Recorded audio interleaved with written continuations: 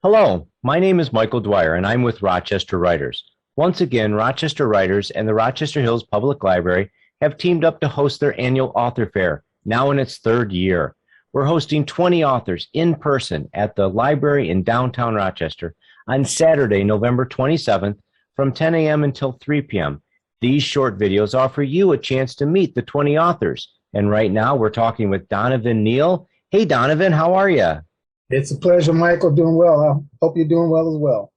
I am. Thank you so much for being part of the event and the author fair and meeting with us to do this quick video. We want to tell everybody about you and your books, and you've got quite a few titles. I'm looking over here at my other screen. You've got a couple fiction series as well as some non-fiction books. You were just telling me that the Chronicles of Gregoria, am I getting that right? Gregoria? Chronicles of the Gregoria. That's your series with the latest books. Tell us about your series. I have two sets of series out, actually. The first is the Third Heaven series. The first book, the most famous, is is The Rise of Fallen Stars. The series is about the fall of Lucifer. So those people in the audience that are familiar with that biblical character, this basically talks about, how the devil became the devil. It's a fascinating tale. I tell people, if you like the Avengers, Lord of the Rings, then you will like these sets of books. The second set of books is also a series, and it's a 3-book series called The Chronicles of the Gregorii. The latest book just came out earlier this year. It's called A Portent of Fallen Stars, and it's basically somewhat of a prequel to the very first book in the entire series, The Third Heaven, The Rise of Fallen Stars. So I do tell people, if you really want to get your feet wet, and you like good storytelling, then yeah, definitely go ahead and check it out.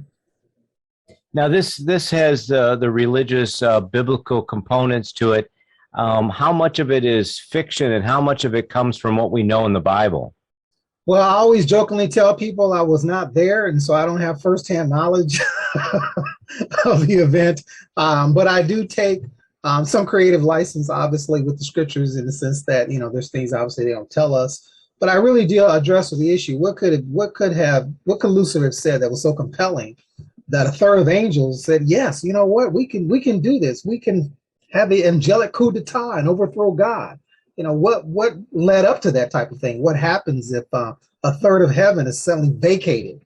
What does that look like? And so these books really address that issue, those issues, and a multitude of other things that sometimes we read the Bible and we just kind of skim through it.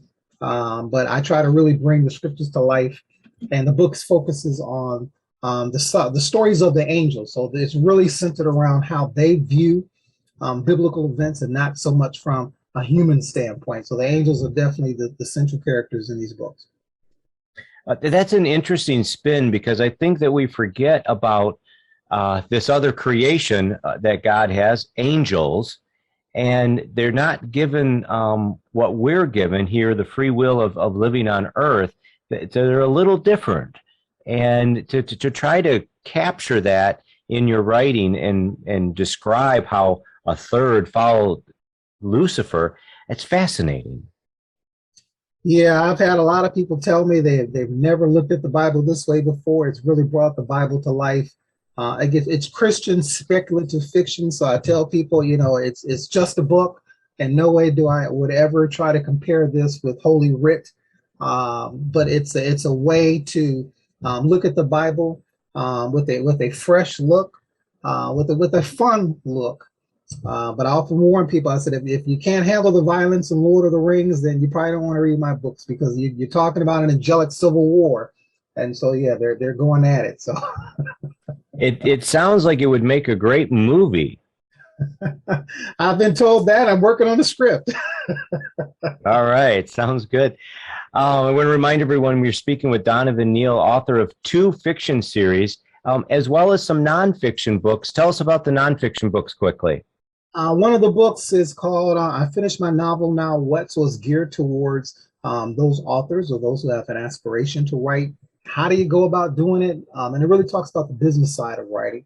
The other two books are basically kind of scriptural devotion type of books. The first is called The Gospel Explained. So basically, I just, in a small way, really go about explaining what is the gospel of Jesus Christ, how is it applicable to your life, why the gospel, why is that necessary.